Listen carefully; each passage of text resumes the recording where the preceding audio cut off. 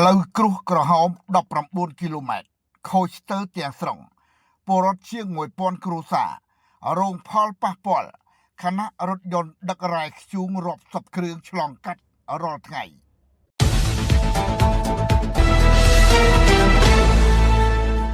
ខេត្តរតនគិរីផ្លូវគ្រួសក្រហមលេខ3781B ប្រវែង19គីឡូម៉ែត្រស្ថិតក្នុងភូមិ3ឃុំត្រពាំងក្រហមស្រុកកូនមុំខេត្តរតនគិរីដែលជាផ្លូវតភ្ជាប់ពីផ្លូវជាតិលេខ 78DBST ទៅកាន់តំបន់គ្របីជ្រុំជាប់ព្រំប្រទល់ខេត្តស្ទឹងត្រែងកំពុងរងការខូចខាតយ៉ាងធ្ងន់ធ្ងរផ្លូវនេះត្រូវបានសាងសង់ក្នុងឆ្នាំ2024និងបញ្ចប់ការសាងសង់នៅក្នុងឆ្នាំ2025ដោយប្រើប្រាស់កញ្ចប់ថវិការបស់ប្រមុខរាជរដ្ឋាភិបាល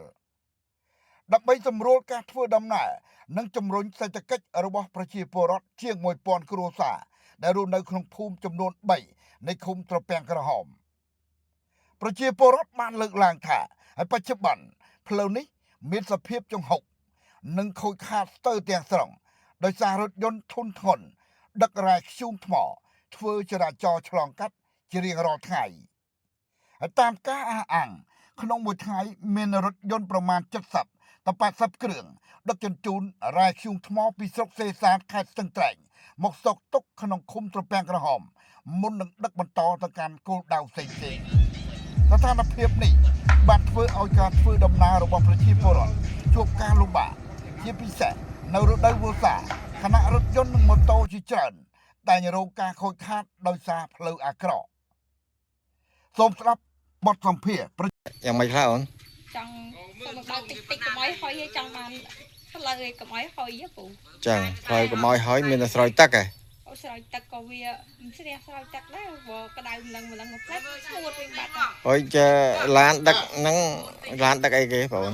ដឹករ៉ែខ្ជុំថ្មអញ្ចឹងបាទខូចមែនទេបងអូផ្លូវជិះតែម៉ូតូទេអត់លាក់ចង់ជ្រុះក្បាលម៉ូតូបងអើយបងឲ្យធ្វើយ៉ាងល្អហ្នឹងហើយទីយកហើយផ្លូវលាក់ត្រក្បាលម៉ូតូចង់ឲ្យលងរបូតចេញពីគ្នាជិះឲ្យរួចទេឥឡូវប្រជាពលរដ្ឋក៏បានសម្ដែងការព្រួយបារម្ភថារថយន្តមួយចំនួនអាចផ្ទុកលើសទម្ងន់កំណត់ដែលអាចជាមូលហេតុដែលធ្វើឲ្យផ្លូវឆាប់ខូច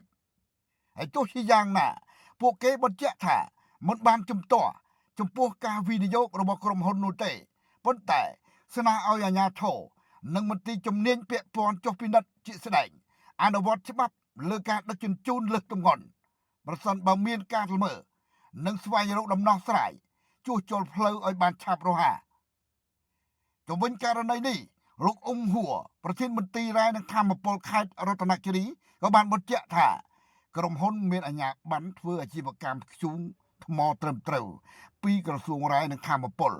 ហើយការគ្រប់គ្រងចំណូលនិងសុយសាអាករជាបន្ទុករបស់ថ្នាក់ជាតិសូមស្ដាប់បទសម្ភាសន៍ចង់និយាយថាសុយសាគេបងឲ្យទៅថ្នាក់ខេត្តនិងថ្នាក់ជាតិអញ្ចឹងកាលណាសុយសាគេមិនអាចយកខេត្តនេះយកខេត្តនោះយកទេគេមានគោលការណ៍គេអញ្ចឹងណាក្រសួងអាចចូលគេទៅអូចាំគឺអាជីវកម្មដោយរដ្ឋាភិបាលកំណត់មកកាលណាគេធ្វើអាជីវកម្មហើយកាលណាគេបោះវែងគេដឹកចេញហើយគេបោះវែងហើយគេយកទៅដាក់ណាលក់ណាក៏បានដែរអញ្ចឹងណាបាទអូនៅក្នុងស្រុកនៅក្នុងស្រុកបាទ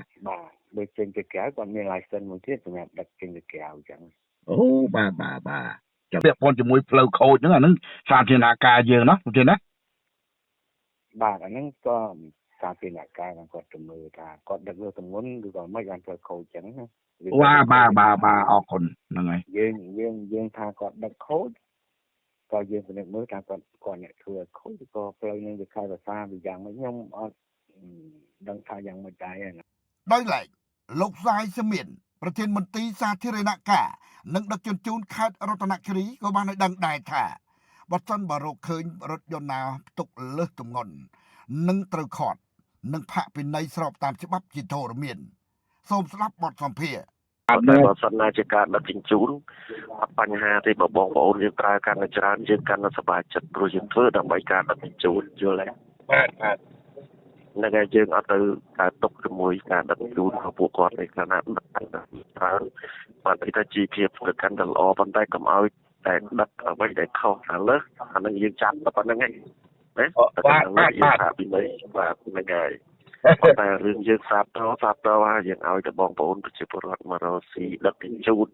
ព្រោះផ្លូវដែលយើងខំធ្វើរាល់ថ្ងៃគឺដើម្បីសម្រួលដល់ការដឹកជញ្ជូនដើម្បីបង្កើតសេដ្ឋកិច្ចសង្គមជាតិយើងហ្នឹងបាទហ្នឹងហើយហ្នឹងហើយបាទហ្នឹងហើយចង់បាទអរគុណហើយអរគុណដែលបានជួយឆ្អាលណាបាទហ្នឹងអរគុណដល់លោកទៀតណាបាទអរគុណករណីនេះកំពុងទាក់ទាញការចាប់អារម្មណ៍ពីសាធារណជនគណៈប្រជាពលរដ្ឋរំពឹងថាស្ថាប័នពាក់ព័ន្ធនឹងចាត់វិធានការបន្ទាន់ដើម្បីទប់ស្កាត់ការខូចខាតផ្លូវបន្ថែមរក្សាគុណភាពហេដ្ឋារចនាសម្ព័ន្ធនិងធានាឲ្យបានធ្វើដំណើររបស់ប្រជាពលរដ្ឋមានសុវត្ថិភាពនិងភាពងាយស្រួលរាយការណ៍ពីស្រុកកូនមុំខេត្តរតនគិរីដោយខ្ញុំបាទលីវ៉ាណា WCV